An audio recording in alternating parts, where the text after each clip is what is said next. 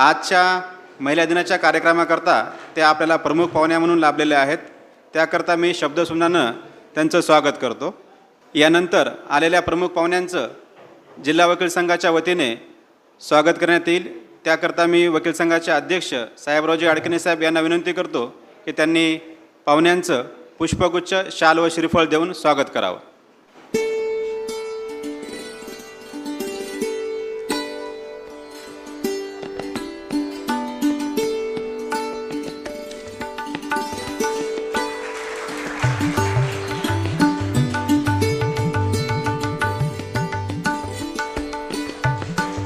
यानंतर छत्रपती शिवाजी महाराज जयंतीनिमित्त वकील संघामध्ये ज्या वकिलांची सदस्यांनी रक्तदान केलं होतं त्यांना पाहुण्यांच्या हस्ते प्रमाणपत्र देण्यात येणार आहे.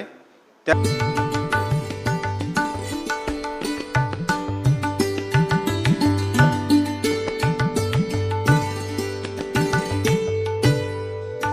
महिला दिनानिमित्त मला बोलवलं आहे. मला माहिती आहे प्रत्येक महिला दिनी काय होत असतं. शाल, बुके, फुलं, पुरस्कार येतात. कोणीतरी येतं ते तुमच्या हातात देतं. तुमचं खूप खूप कौतुक केलं जातं तुमचं महिला म्हणून. 2-4 मोजक्या मोठ्या मोठ्या नावांनी महिला पुरुषांच्या खांद्याला खांदा मिळवून चालतं असं सांगितलं जातं. तुमच्या मातृत्वाचं गुणगान केलं जातं. तुमच्या दातृत्वाचं गुणगान करून तुम्ही किती कॉम्प्रोमाइज आणि सॅक्रिफाईस केलं याचं महिमामंडन केलं जातं. आणि आपल्याला वाटायला लागतं की आपणच जगज्जननी आहोत की काय. तुम्हाला सांगते, महिला दिनी जर तुमच्यासोबत असं कोणी करत असेल तर ह्या भ्रमात राहू नका. हा आपल्यासोबत होत आलेला धोका आहे. 2-4 मोजकी नावं घेऊन जेव्हा पुरुष म्हणायला लागतात की स्त्री पुरुष समानता झाली आहे आणि आपण तिला मान्य करायला लागतो, तर आपण मूळ प्रश्नाकडे पाठ फिरवत असतो. आपल्याला ती पाठ फिरवायची नाही आहे, म्हणून मी इथे आली आहे. आता मला महिलांनी सांगा, हे जे म्हणतात स्त्री पुरुष समानता आहे, खरंच आहे का? म्हणजे आमचे एक सर फार छान सांगायचे सर, की ज्या दिवशी कट्ट्यावर बसून मुली मुलांना छेडतील त्या दिवशी समजायचं स्त्री पुरुष समानता झाली. किंवा तुमच्या बायकांमध्ये एखादा वकील तुमच्यातून निघताना असं लाजून निघेल की आता छेडते की काय मला, त्या दिवशी समजायचं की स्त्री पुरुष समानता झाली आहे. आता हा झाला मजाकचा भाग. खरा भाग असा की मी निगेटिव्ह नाही आहे. मला मान्य आहे काही गोष्टी बदलल्यात. पारंपरिक रूढी परंपरा ज्या होत्या, सती प्रथा होती, बालविवाह पद्धती होती किंवा जरट विवाह होत होता, या पडदा पद्धती बऱ्यापैकी गेली आहे. या पद्धती बदलल्या आहेत, मला मान्य आहे. पण मला एक सांगा, इतकं झालं म्हणून स्त्री पुरुष समानता झाली का? तर असं होत नसतं. हां, मला हे पण मान्य आहे, अजून चांगले बदल आले. तुम्हाला स्लीवलेस घालण्याची परमिशन मिळाली. 7च्या आत घरातवाला प्रश्न मिटला, म्हणजे तुम्ही 7च्या नंतर घराच्या बाहेर राहू शकतात ही परमिशन मिळाली.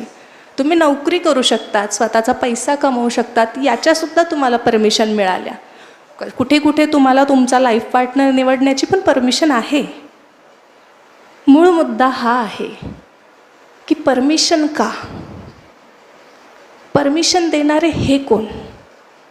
मूळ मुद्दा हा असतो की जेव्हा हे आपल्याला परमिशन देतात, मी पहिलेच सांगते, पुरुषांनी माझ्याबद्दल वाईट समजून घेऊ नका, मी पुरुषांच्या विरोधात नाही आहे. म्हणजे फेमिनिझम 2-3 प्रकारचा आहे. एक रॅडिकल फेमिनिझम आहे ज्याच्यामध्ये स्त्रिया पूर्णपणे पुरुषांना नकारतात, म्हणजे त्यांना नवराच नको असतो. दुसरं फेमिनिझम येतं की ते मध्यम असतं, की ते पुरुषांना सोबत घेऊन त्यांचे नैसर्गिक अधिकार मागतात. आणि एक नवीन फेमिनिझम आलं आहे ज्याला सुडो फेमिनिझम म्हणतात. म्हणजे तो शर्टलेस फिरला म्हणून मी पण शर्टलेस फिरेल, हे खोटं फेमिनिझम आहे. मला हे सांगायचं आहे की फेमिनिझमचा अर्थ फक्त इतका आहे की जसे तुम्ही या भूतलावर आलेले एक प्राणी आहात, तुमचे काही नैसर्गिक अधिकार आहेत, तसेच नैसर्गिक अधिकार काही आमचे पण आहेत, तेवढे मान्य करा. तुम्ही आम्हाला अधिकार देतात तेव्हा तुम्ही स्वतः मालक बनतात. आणि कुठल्याही इंडिव्हिज्युअल व्यक्तीचा कोणी मालक असतो तोपर्यंत तो फ्रीडममध्ये नसतो. म्हणजे कसं झालं ना, पुरुषांनी आपल्याला लॅपटॉप तर हातात दिलं, त्यांनीच दिलं म्हणावं लागेल, कारण परमिशन देतात ना ते आपल्याला. लॅपटॉप तर हातात दिलं, पैसा कमवण्यासाठी नोकरीसाठी बाहेर तर जाऊ दिलं, पण त्यांनी स्वयंपाकघर सांभाळायचं नाही शिकलं. म्हणजे माझी बायको डॉक्टर असावी, पण तिने घरून जाताना 2 चपात्या करूनच गेली पाहिजे. माझी बायको वकील असली तर चालेल, तिने कोर्टात किती पण आर्ग्युमेंट केली तर चालेल, पण घरात बोलताना तिने तिचं मत सांगू नये. बाई आहे ना, तुला काय कळतं? बरं मला एक सांगा, प्रत्येक स्त्रीने हे वाक्य आयुष्यात एकदा तरी ऐकलं असेल किंवा ती ऐकेल. लहान असतो तेव्हा बाप म्हणतो, मुलगी आहे, तुला काय कळतं बाहेरचं. मोठे होतो, लग्न होतो तेव्हा नवरा म्हणतो, बाई आहे, हिला काय कळतं. थोडे मोठे होतं, लेकरं मोठे होतं तेव्हा मुलगा म्हणायला लागतो, आई तुला काय कळतं ग. बाईला काहीच कळत नाही, हाच आपला त्यांचा एक भ्रम असतो. बरं हे म्हणतात समानता झाली. मग मला एक सांगा, जर तुम्ही जगाचे आकडे बघितले, जगाच्या संपत्तीमध्ये फक्त 13% वाटा महिलांचा आहे. घरं जी बांधली गेलीत किंवा घरं जी नावावर आहेत त्यामध्ये फक्त 8% घरं महिलांच्या नावावर आहे. मग ही समानता झाली का बरं? बरं आज जर आपण आपल्या देशाचे आकडे बघितले तर लोकसभेमध्ये आजपर्यंत मॅक्झिमम 13% महिला राहिलेल्या आहेत. महाराष्ट्रामध्ये तुम्ही जर विधानसभा आणि राज्यसभेचे आकडे बघितले तर जास्तीत जास्त 11.5%. मग जिथे 50% महिला आहेत तिथे आकडा तुम्ही पासिंग पुरता पण नेत नाही आहे, 35-36% पण नेत नाही आहे, आणि मग म्हणताय की समानता झाली. ही खरंच समानता आहे का हा प्रश्न येतो. बरं तुम्ही युनिव्हर्सिटीजचा आकडा बघा, किती विद्यापीठ आहेत सर? 5 ते 6% विद्यापीठांमध्ये कुलगुरू महिला आहेत. एखाद्या कॉलेजची प्राचार्य महिला असणं हे खूप विशेष असतं, कारण पुरुषांना महिलेच्या अंडरमध्ये काम करणं कुठेतरी बोचत असतं. कालची आलेली बाई आहे, तिला काय कळतं.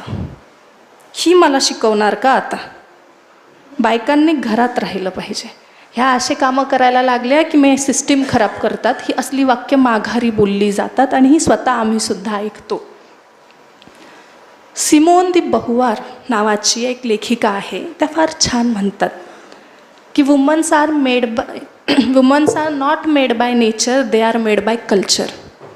म्हणजे स्त्रीला स्त्री प्रकृतीने नाही तर संस्कृतीने बनवलं आहे. मग ते कसं, तर बायलेपणाचे जे लक्षणं सांगितले जातात, म्हणजे पुरुष जर रडला, बायलाच काय, कारण बाई रडू शकते. पुरुष कणखर आणि कठोर असेल, बाई हळवी आणि मायाळू असते. पुरुषाने बलदंड असलं पाहिजे, बाईने नाजूक असलं पाहिजे. का पुरुषांनी असं असावं, तर पुरुषांनी बायांना प्रोटेक्ट करायचं आहे. कुणापासून? पुरुषांपासून. मग यांना स्वतःपासूनच महिलांना प्रोटेक्ट करावं लागतं आहे. कारण असं आहे की पुरुषाला पुरुष बनवण्याच्या प्रोसेसमध्ये तुम्ही कुठेतरी त्याच्या नजरेत बाईला कमी दाखवतायत, आणि मग मेल इगो हा प्रकार येतो. मेल इगोचे जर तुम्हाला उदाहरणं तर चांगले माहीत असतील, ॲसिड अटॅक्स, मर्डर्स, रेप्स, हे मेल इगोचे परिणाम. हे आपली संस्कृती पुरुषाला पुरुष आणि बाईला बाई बनवत असते. तुम्हाला चायनामधलं एक उदाहरण सांगते. चायनामध्ये एक कोंबडी जी आहे ती खूप खाल्ली जाते. चायनामध्ये कोंबडी बोनलेस कोंबडी पाहिजे असते, त्याच्यात हड्डी नको. म्हणून काय करतात, जेव्हा अंड्याच्या बाहेर पिल्लू येतं त्याला एका स्पेसिफिक त्याच्या आकाराच्या बॉक्समध्ये ठेवतात आणि तिथेच त्याला दाना पाणी देतात. मग ते पिल्लू थोडं मोठं होतं, मग त्याच्या आकारानुसार फक्त बॉक्स चेंज करतात आणि त्याला तिथेच दाना पाणी देतात. असं त्याच्या आकारानुसार बॉक्स चेंज केला जातो, त्याला मुवमेंटला जागा दिली जात नाही आणि तिथेच त्याला मोठं केलं जातं. जेव्हा ते पिल्लू मोठं होतं, 3-3.5 किलोची ती कोंबडी होते, तेव्हा त्याला त्या बॉक्स बाहेर काढलं जातं आणि कापलं जातं, तेव्हा त्या कोंबडीमध्ये हड्डीच नसते. आपल्या समाजामध्ये महिलांच्या बाबतीत असंच काहीतरी घडतं आहे. म्हणजे म्हणतात ना, महिलांमध्ये निर्णय क्षमता नाही, त्या कठोर नाही, त्या कणखर नाही. हा जो साचा आहे आपल्या संस्कृतीचा, तो त्या कोंबडीसाठीचा बॉक्स आहे. आपल्याला मूवमेंट करू दिली जात नाही, म्हणून आपल्या अंगातली हड्डीच तयार होत नाही. आपण तसे बनत नाही जसं पुरुषांना वाटतं की ते आहेत. नैसर्गिकरित्या देवाने किंवा निर्मात्याने 2 शरीर बनवले. कॅपॅसिटीज जरी थोड्या काही वेगळ्या असल्या तर मग प्रत्येक बाबतीत प्रत्येकाच्या वेगळ्या आहेत. म्हणजे पुरुष मुलाला जन्म घालू शकत नाही तसं आपण पुरुष करतात तशी काही कामं करू शकत नाही. आपण हा विषय करतोय अपॉर्च्युनिटीजचा. जे म्हणतात की महिला निडर असल्या पाहिजे, तर कशा बनतील? घराच्या बाहेर जाताना तुम्ही त्यांना सांगता 7च्या आत घरात ये. बरं, इतकंच तुम्हाला वाटतं की महिलाच्या इज्जतीला धोका आहे तर तुमच्या मुलांना सांगा की तू 7च्या आत घरात ये, कारण मुलींना 7च्या नंतर फिरायचं असतं. पण आपण हे सांगत नाही ना, आपण मुलींना सांगतो तू 7च्या आत घरात ये. बरं, मला एक सांगा, तरी पण मान्य करते, यांचं म्हणणं आहे की आज महिला पुरुषांच्या खांद्याला खांदा लावून चालत आहेत. ठीक आहे, उद्या जर तुमच्या घरातलं लेकरू आजारी पडलं, सुट्टी कोण घेतं? आई. आईनं सुट्टी नाही घेतली तर तिच्यात मातृत्व कमी आहे असं म्हटलं जातं. बापाची जबाबदारी काहीच नसते. बापाने फक्त कमवून आणायचं आणि खाऊ घालायचं हीच जबाबदारी सांगितली आहे. आणि मी असं अजिबात म्हणत नाही की पेट्रियार्की, जे पुरुष सत्ता आहे त्याचे बळी फक्त महिला आहेत म्हणून. तुम्ही पण बऱ्याच ठिकाणी त्याचे बळी जातात. तुम्हालाही रडू नको, भावना व्यक्त करू नको, फायनान्शियल सगळं बर्डन स्वतःच्या अंगावर घे, हे तुमच्यावर पण येतं. पण त्याचा सगळ्यात मोठा परिणाम होतो महिलांवर. आणि मी जेव्हा संस्कृतीबद्दल बोलते तेव्हा मी सगळे धर्म एकत्र घेऊन बोलत असते. म्हणजे मला असं वाटतं की महिला, ह्या सगळ्याच महिला, त्या हिंदू, मुस्लिम, ख्रिश्चन, शीख, ईसाई, कोणीही असू दे, कुठल्याही जातीतल्या असू दे, श्रीमंत असू दे, गरीब असू दे, कुठल्याही वर्गातली महिला असू दे, सगळ्या महिला या दलित असतात. हा यांचा एक वेगळा वर्गच आहे. ज्यांचं दलन झालं आहे त्या दलित, आणि सगळ्या महिला दलित आहेत. आणि मी फक्त भारतातली गोष्ट करत नाही आहे, मी जगभरातली गोष्ट करते. असं जर नसतं तर आजपर्यंत US सारख्या इतक्या मोठ्या देशामध्ये एकही महिला राष्ट्राध्यक्ष नसती का? म्हणून सगळ्या महिला या दलित आहेत असं मला वाटतं. म्हणून मी या धर्माची, मी त्या धर्माची म्हणून एक दुसऱ्याला हिणवण्यापेक्षा आपण एका वर्गात येतो, आपण एक आहोत, हे आपण जर डोक्यात ठेवलं तर महिला अजून सबल बनू शकतील. बरं, जर मी तुम्हाला प्रश्न विचारला महिलांना की जर पुढच्या जन्मी तुम्हाला चॉईस दिली की तुम्हाला महिला बनायचं आहे की पुरुष, किती टक्के महिला निवडतील बरं की मला पुन्हा बाई बनायचं आहे? एक तरी बाई अशी असावी इथे जिने म्हणावं की मला पुन्हा बाईचा जन्म घ्यायचा आहे. कुणालाच वाटत नाही. लता मंगेशकर सारख्या बाईला विचारलं होतं की पुन्हा बाईचा जन्म मिळाला तर, नको म्हटल्या होत्या. फुलनदेवी तर म्हणते मला जनावर म्हणून जन्माला घाला पण बाई म्हणून नको. आपण खूप किमती चुकवतो बाई असण्याचं. एक छोटंसं उदाहरण सांगते, आपण फायनान्शियल किंमतसुद्धा चुकवतो बाई असण्याची. म्हणजे आपण जर एखाद्या शहरात गेलो तर तिथे रेल्वे स्टेशनच्या बाजूला 1500 रुपयात पण लॉज मिळतं. आपण काय करतो? जाऊन महागडं एखादं हॉटेल बघतो जिथे सेफ्टी असेल. म्हणजे बायकांना त्यांची सेफ्टीसुद्धा विकत घ्यावी लागते. मी एक कविता लिहिली होती, मला आई व्हायचं नाही.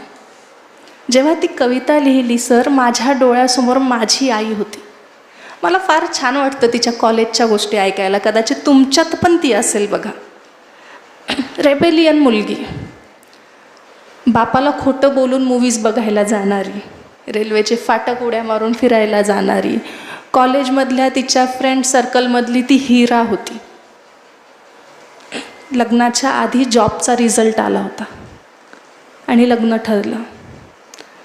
लग्नाच्या आधीची माझी आई आणि लग्नाच्या नंतरची माझी आई पूर्ण बदलून गेली. तिचे स्वप्न बदलून गेले आणि ती पण बदलून गेली. आज ती एक ठस्स बाई झाली आहे, बाई जिची स्वप्न फक्त स्वतःचे लेकरं व्यवस्थित राहिले पाहिजे, व्यवस्थित शिकले पाहिजे, व्यवस्थित जेवले का, माझ्या नवऱ्याने व्यवस्थित नाश्ता केला का, झोपला का, इथपर्यंतच राहून गेलेत. आणि जेव्हा मी ती कविता लिहिली की मला आई व्हायचं नाही, मला बऱ्याच लोकांनी विचारलं की तुला आई का नाही व्हायचं, तर मला बायोलॉजिकल आई व्हायचं आहे. मला ती आई नाही व्हायचं जी माझी आई झाली, किंवा पिढ्या न पिढ्या आपल्याला शिकवण्यात आलं की अशी आई झालं पाहिजे. मी अगोदर तुम्हाला ती कविता ऐकवते आणि आपण पुन्हा कंटिन्यू करूया. कवितेचं शीर्षक आहे मला आई व्हायचं नाही. बाईचं जीवन अवघड असतं इतकंच आईनं सांगितलं. बाईचं जीवन अवघड असतं इतकंच आईनं सांगितलं. ऐकून मीही आई झाले आणि कधीच काही नाही मागितलं. ज्या वाटा आई गेली मी त्याची पाईक झाले. ज्या वाटा आई गेली मी त्याची पाईक झाले. धर्म, संस्कृती, इज्जत सारे माझ्या पदरी आले. लेक घराची अस्मत असते बाबा नेहमी सांगायचे. लेक घराची अस्मत असते बाबा नेहमी सांगायचे. मी मुक्याने मान डोलवी कधीच काही नाही मागायचे. टी व्हीवरती काय बघू, शाळेत घरात कसे वागू, मोठ्याने तू हसू नको, पुरुषासारखी बसू नको. खेळ खेळ भातुकलीचा, प्रेमाचा ना आपुलकीचा, सावित्री आणि सीता हो त्यांच्यासारखंच जगायचं.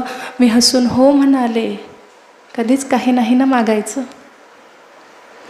माझी दुनिया माझे घर मी काय शोधायचे. माझी दुनिया माझे घर मी काय शोधायचे.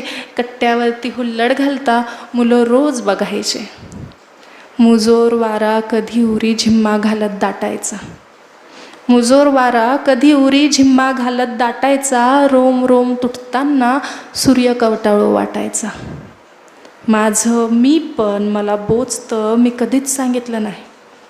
माझं मी पण मला बोचतं मी कधीच सांगितलं नाही. माझा झरा माझा पाऊस मी कधीच मागितला नाही. कधी वाटे बंध तोडून मोकळे होऊन जरा जगू.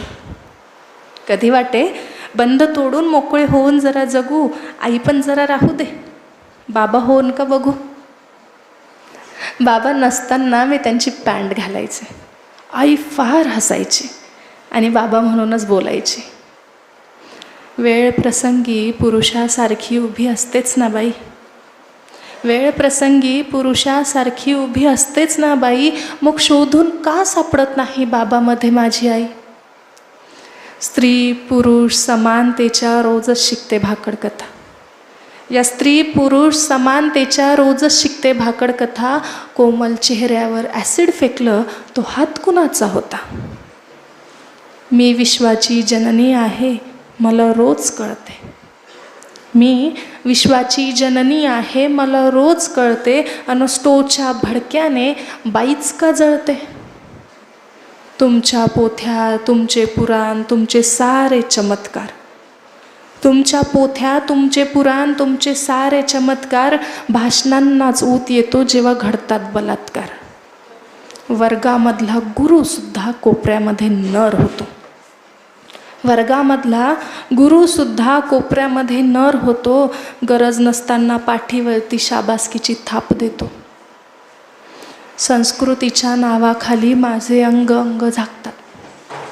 संस्कृतीच्या नावाखाली माझे अंग अंग झाकतात. आणि उंच महाली कला म्हणून कोठ्यावरती उघडं बघतात. बिकनीवरचा फोटोशूट.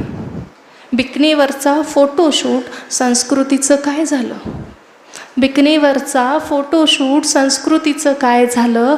व्यापाऱ्याचा माल विकण्यात तुम्ही तिला नागडं केलं. स्त्री स्वातंत्र्याचा खेळ सारा मलाही आता कळतो आहे. हा स्त्री स्वातंत्र्याचा खेळ सारा मलाही आता कळतो आहे. बाप भाऊ पती प्रेमी कोण बनून छळतो आहे. माझ्यामध्येही उफनते एक नदी. माझ्यामध्येही उफनते एक नदी. बांध तोडून वाहिले तर हाहाकार माजेल. आणि बाईनं मायेची ऊब देणं बंद केलं तर तुमच्या सूर्यालाही थंडी वाजेल. पण तुम्ही शिकवलं बाईला बाईपणाचं कौतुक. आता ती त्याच्यातच मग्न राहते. पण तुम्ही शिकवलं बाईला बाईपणाचं कौतुक. आता ती त्याच्यातच मग्न राहते. आणि तुमच्या सडलेल्या संस्कृतीचं प्रेत ती पदरात लपवू पाहते. आई म्हणे माझी राणी सुंदर प्रेमळ असते बाई. आई म्हणे, माझी राणी सुंदर प्रेमळ असते बाई, तिच्यावरी वात्सल्यता सृष्टीची ती उत्तरदायी. मी म्हणाले, माझे आई तू जरी झालीस बाई, माझ्या कुशीत अंगार खेळतो, मला आई व्हायचे नाही, मला आई व्हायचे नाही.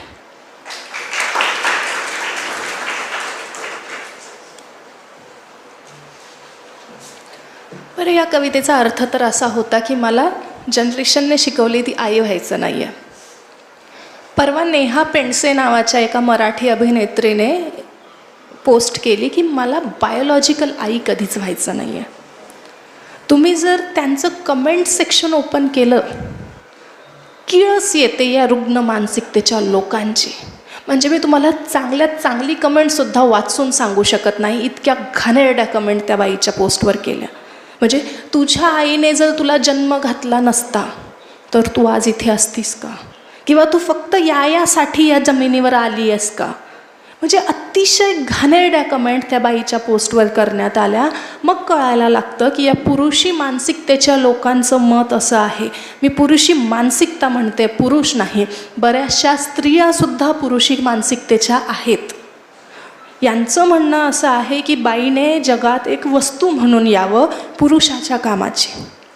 जिने लेकरं जन्माला घालावेत, त्यांना मोठं करावं, नवऱ्याची काळजी घ्यावी, परिवाराची काळजी घ्यावी, आणि तिने एक फक्त वस्तू म्हणून राहावं. आणि ती तशी राहिली तर मग तिचं महिमामंडन केलं जातं. मला एक सांगा, आपल्या शरीरावर आपला अधिकार नसावा का? माझं शरीर आहे, मला आई बनायचं आहे नाही बनायचं आहे हा माझा अधिकार असेल. त्या बाईच्या कमेंटमध्ये वाचल्यावर कळतं की तेवढा अधिकारसुद्धा या पुरुषी मानसिकतेच्या लोकांना आपल्याला द्यायचा नाही आहे. तरी पण ती बाई सोशल मीडिया प्लॅटफॉर्महून बोलली. आणि मला नेहमी असं वाटतं की बोलत राहिलं पाहिजे, कारण बोलल्याने फरक पडतो. एक हिंदीचे लेखक फार छान म्हणतात की मरने के बाद इंसान कुछ नहीं बोलता, कि मरने के बाद इंसान कुछ नहीं बोलता, मरने के बाद इंसान कुछ नहीं लिखता. जब इंसान मर जाता है, जब इंसान कुछ नहीं बोलता, कुछ नहीं सोचता, तब इंसान मर जाता है.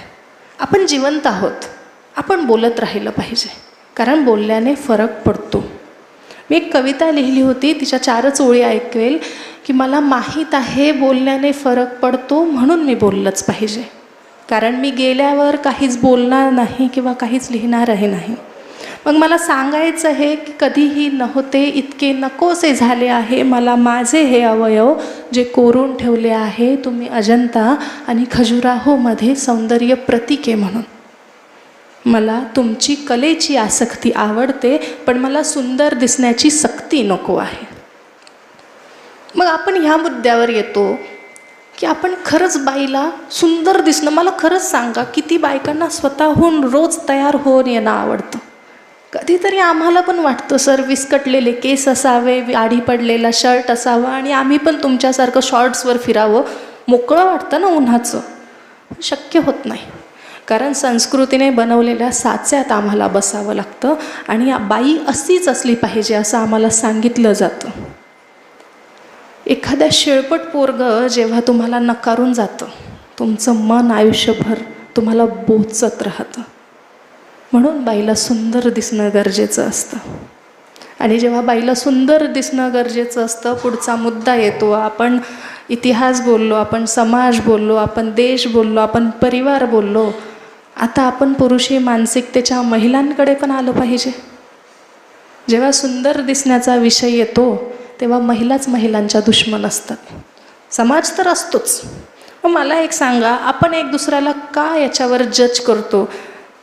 गरिबाची आहे म्हणून तिच्यात कल्चर नाही आहे, ह्या जातीची आहे, त्या धर्माची आहे, हिचं कल्चर असं आहे, तिचं कल्चर तसं आहे. सासू सुनेला भांडते आहे, सून सासूला भांडती आहे, जावाजावांमध्ये जमत नाही आहे, नणंद भाऊजाईमध्ये तर कसंच जमू शकत नाही.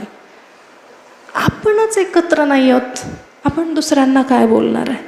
म्हणजे माझ्या त्या राम कवितेवर जर 10 शिव्या आल्या असतील तर त्यातल्या ॲटलिस्ट 3 महिला होत्या.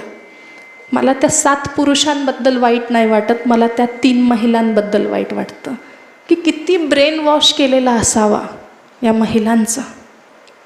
आणि या ब्रेन वॉशचं जर मॉडर्न उदाहरण बघायचं म्हटलं तर मी माझ्या मागच्या व्याख्यानात म्हटली होती ते म्हणजे ऑब्जेक्टिफिकेशन.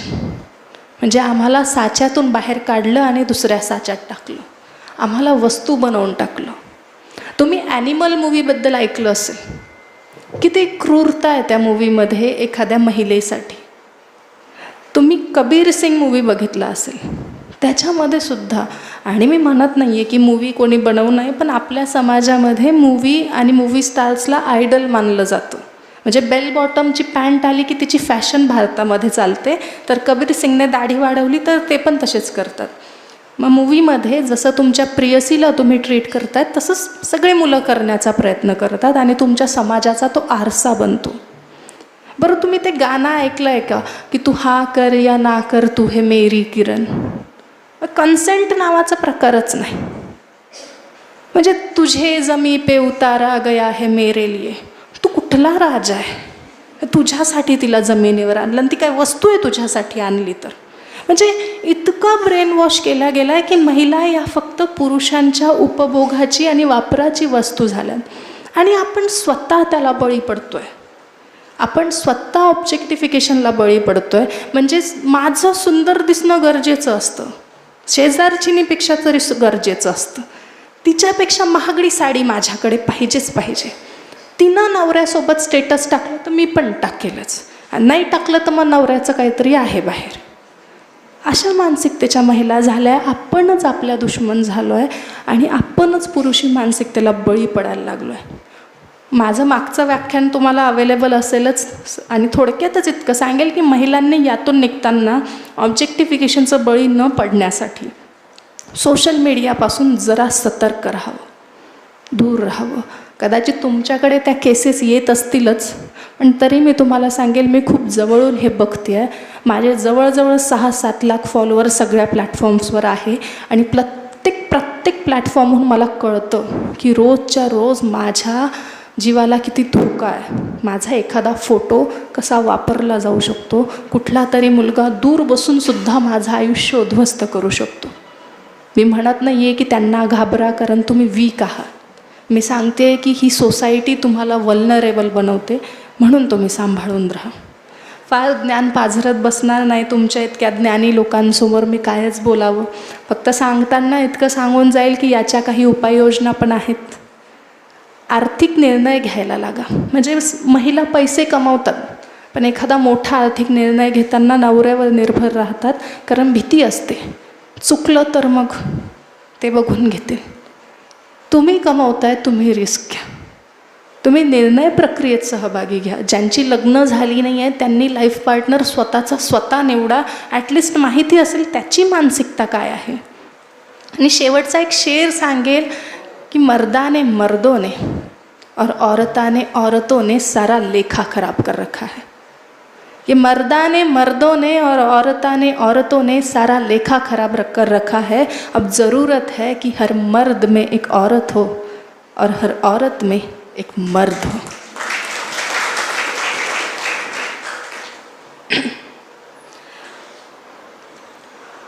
मी ज्या कवितेमुळे मी बऱ्याच शिव्या ऐकल्या. म्हणजे आजपर्यंत मला खूप कौतुक ऐकण्याची सवय होती की प्रेम कविता ऐकणारी कवयित्री असं मला ओळखलं जायचं. पहिल्यांदा मला खूप साऱ्या शिव्या ऐकाव्या लागल्या, पण त्या शिव्या ऐकताना खूप आनंद होत होता की बोचतं आहे कुठं तर, लागतं आहे बरोबर ठिकाणी. ती कविता तुम्हाला ऐकवते. कवितेचं शीर्षक आहे लक्ष्मण रेखा. की मी लक्ष्मण रेष ओलांडून आले, मी लक्ष्मण रेष ओलांडून आले, मी अजिबात रावणाला घाबरत नाही. मी लक्ष्मण रेष ओलांडून आले, मी अजिबात रावणाला घाबरत नाही. तुम्ही 10 तोंड घेऊन दात विचकावून भीती घाला मला. तुम्ही 10 तोंड घेऊन दात विचकावून भीती घाला मला. मी तुमच्याकडे दया याचना मागत नाही. शीळ बनून पडून राहील आयुष्यभर, शीळ बनून पडून राहील आयुष्यभर, पण कुणाच्या पायाच्या स्पर्शाने उद्धार नको. अन कायम राहील चारित्र्यहीन म्हणून, पण जो मागतो अग्निपरीक्षा तो रामही नको. राम काय अन रावण काय, शेवटी दोघेही पुरुष. राम काय आणि रावण काय, शेवटी दोघेही पुरुष. एक बाईला एकटी पाहून उचलून नेतो आणि दुसरा त्याला हरवून बाईला जिंकून घेतो. बाईच्या आडून तुम्ही सिद्ध करतात तुमचे कर्तृत्व, बाईचा मात्र खेळ होतो. एक रावण मारला म्हणून काय जल्लोष करतात, एक रावण मारला म्हणून काय जल्लोष करतात. इथे गल्लो गल्ली रोज किती तोंडाचे रावण फिरतात. म्हणे सीता हरणाच्या मोहात पडली म्हणून तिला उचलून नेली.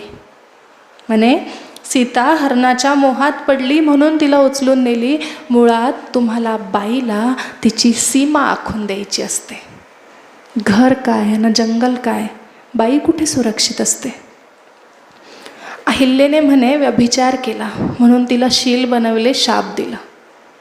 अहिल्याने म्हणे व्यभिचार केला म्हणून तिला शील बनवले, शाप दिला. अरे पण ज्याने रूप बदलून धोका दिला त्या इंद्रावर का नाही खटला दाखल केला. आपल्या प्रेमाची कबुली देणाऱ्या शूर्पणखाचे तुम्ही नाक कापले. आपल्या प्रेमाची कबुली देणाऱ्या शूर्पणखाचे तुम्ही नाक कापले. पण आशीर्वाद म्हणून कित्येक कुमारिकांचे शीलहरण करणाऱ्या तपस्वींचे का नाही हात छाटले. बाईच्या देहाभोवती घुटमळत राहतात सारे पोथीपुराण, साऱ्या नैतिकता. बाईच्या देहाभोवती घुटमळत राहतात सारे पोथीपुराण, साऱ्या नैतिकता. ज्या बायकांनी सोसले तुमचे किळसवाणे अत्याचार, तुम्ही त्यांच्याच गाथा गातात. ज्या बायकांनी सोसले तुमचे किळसवाणे अत्याचार, तुम्ही त्यांच्याच गाथा गातात. तुम्ही रचलेले हे कुभांड जाळून मला एक नवीन गाथा लिहायची आहे. तुम्ही रचलेले हे कुभांड जाळून मला एक नवीन गाथा लिहायची आहे. मलाही आता तुम्हाला एक लक्ष्मण रेखा आखून द्यायची आहे.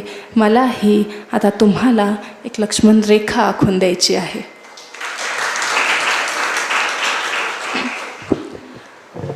मला वाटतं महिला दिनी इतकंच बोललेलं भरपूर आहे. नाहीतर पुरुषांचं म्हणणं असतं महिला एकदा बोलायला लागल्या की थांबत नाही. पण सर, जेव्हा 4 महिला बोलतात त्या काही विशेष बोलत नसतात. पण जेव्हा यातली एक एक बाई उठून बोलायला लागेल तेव्हा ते किती विशेष बोलते हे तुम्हाला जाणवेल. मी तुम्हाला इतकंच सांगेल की पुढच्या महिन्यादिरी तुम्हाला कोणी हार तुरे घालून सन्मानित केलं आणि तुमचं महिमा मंडन केलं तर समजून जायचं की हा स्कॅम आहे. या स्कॅममध्ये येऊ नका. आणि जोपर्यंत बरोबरी होत नाही तोपर्यंत बरोबरी झाली आहे हे मान्यही करू नका. पुन्हा एकदा तुमच्या सर्वांचे खूप खूप धन्यवाद मला इथं निमंत्रित केल्याबद्दल. हा ऑफिशियल कार्यक्रम संपल्यानंतर एक अनऑफिशियली ही कविता घेते, कारण ह्या कार्यक्रमाला साजेशी ती कविता नाही आहे, पण सरांनी फरमाईश केली आहे. कवितेचं शीर्षक आहे ती त्याच्या लग्नाला जाते तेव्हा. कसं असतं ना, आयुष्यातला सगळ्यात वाईट क्षण असतो आपण ज्याच्यावर प्रेम करतो त्याला दुसरं कोणाचं तरी होताना पाहणं. आणि तो जेव्हा माझ्या आयुष्यात आला तेव्हा मी कविता लिहिली. आता कवी याच्या व्यतिरिक्त करू तरी काय शकतात, मग आम्ही कविता लिहिली. तुमच्याकडे सटवाई हा प्रकार असणार आहे नक्कीच. 5वीला येऊन ती लेकराच्या भाळी नशीब लिहून जाते की काय सटवाईच्या मनी आलं की तिनं असा हिशोब काढला. काय सटवाईच्या मनी आलं की तिनं असा हिशोब काढला. या बानूचा लाडू तिनं त्या माणसाच्या ताटात वाढला. ज्याच्यावर हक्क सांगत गर्व केला आता त्याच्याच लग्नाला जायचं होतं. ज्याच्यावर हक्क सांगत गर्व केला आता त्याच्याच लग्नाला जायचं होतं. आपण चापून चोपून नीट केलेलं बाळ दुसऱ्याच्या खुंटीला पाहायचं होतं. मग ठरवलं जे समोर आहे त्याला थेट भिडायचं. मग ठरवलं जे समोर आहे त्याला थेट भिडायचं. आणि आपण नाही, जो सोडून गेला त्यानं आपल्यासाठी रडायचं. पोटातली कळ जरा दाबून धरली, एक साडी ठासून नेसले.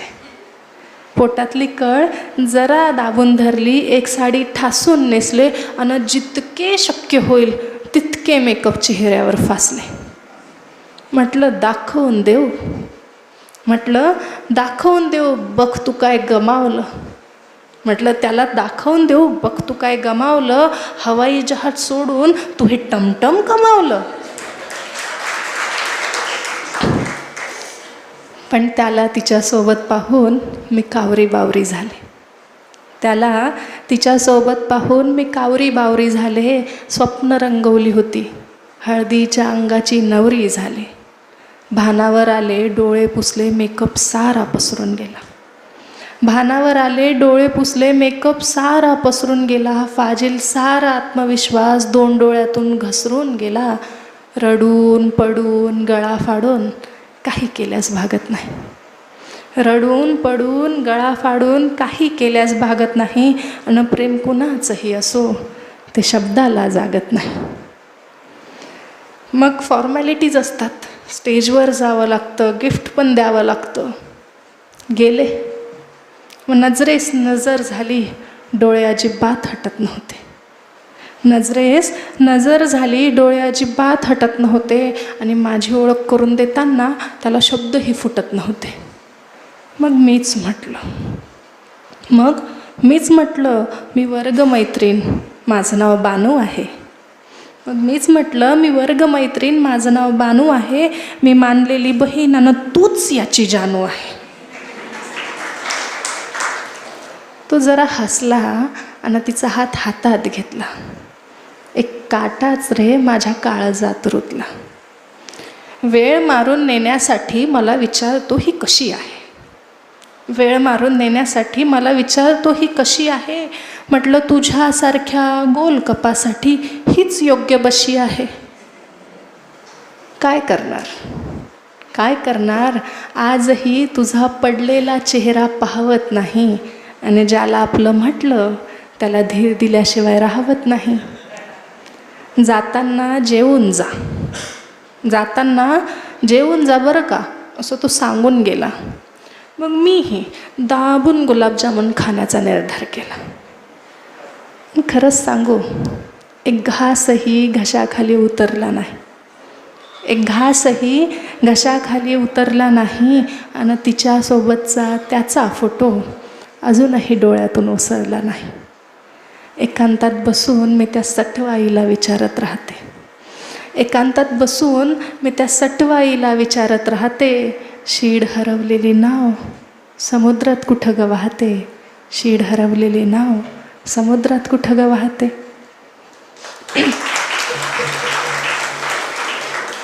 खूप खूप धन्यवाद सर. तुम्ही ऐकून घेतलं.